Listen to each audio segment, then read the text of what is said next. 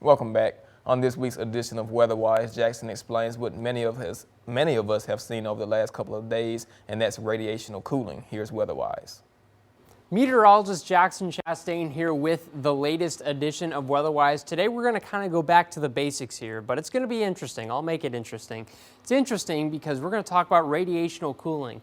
And you might be wondering, what is that? Well, all it is, basically during the day, the Earth is absorbing solar radiation, energy coming from the sun, and that's heating up our temperatures outside. So that's part one of that, little scenario right there. You get to nighttime, of course, that radiation is going to escape back into the atmosphere, and as it does so, the surface and the air above the surface is going to start to cool down. So you're going to see temperatures drop from the 40s eventually into, sometimes the 30s, the 20s. It really all depends. But, that's the typical scenario right there. The Earth will absorb radiation during the day. It will release it at night. And if you have, clear skies, it really amplifies that effect a lot. So, you'll usually sometimes get your coldest nights and your warmest days when you have clear skies outside because there's nothing impeding that radiation from being absorbed or escaping. Now, when you have snow outside, that even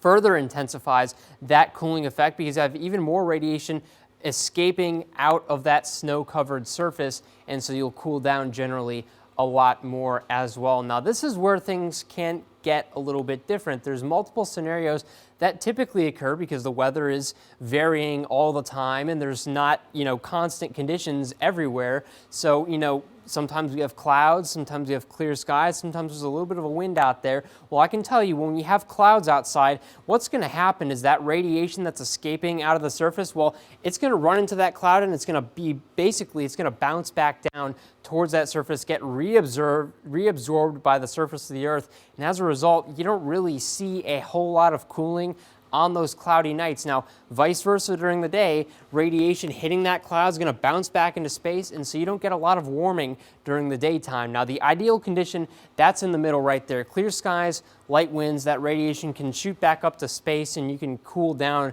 a whole lot. Now, if you add that wind, but you don't have any clouds, well, you would think it would just, go back up to space again. But what tends to happen is that radiation, it's still warming the air.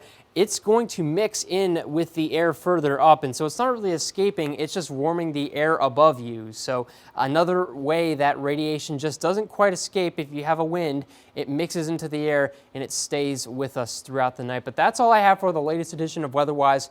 As always, if you have any questions, feel free to drop those over email, Facebook, Twitter, but otherwise, you guys have a great one. Weatherwise is brought to you by Four County Electric Power Association.